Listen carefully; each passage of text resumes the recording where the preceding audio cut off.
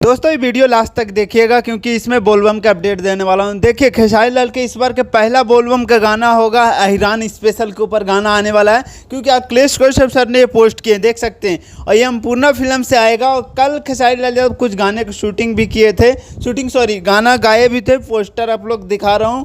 और बहुत आजमगढ़ में अभी खेसारी लाल यादव हैं, वहाँ पर गाना अपना डबिंग और गा रहे हैं पूरा। और देखते हैं इस बार कैसा बोलबम गाना होने वाला। पहला स्टार्ट होगा संपूर्ण फिल्म से बोलबम के गाना। ये महीना में लास्ट आते आते इस महीने में गाना रिलीज होने लगेगा। और बहुत ज़बरदस्त के इस बोलबम में गाने बहुत धमाकेदार नज़र आएंगे और तबाही मचाने वाले सारे गाने होंगे। देखते हैं ये गाना कब तक आता है। अखिलेश कश्यप के पोस्ट आने लगता है तो मतलब समझ सकते हो कि बहुत जल्द गाना आएगा, क्योंकि अखिलेश कश्यप जब भी पोस्ट करते हैं, अखिलेश कश्यप के कुछ बात ही अलग होते हैं। गाने का हाइट बनाते हैं तब रिलीज़ करते हैं गाने को।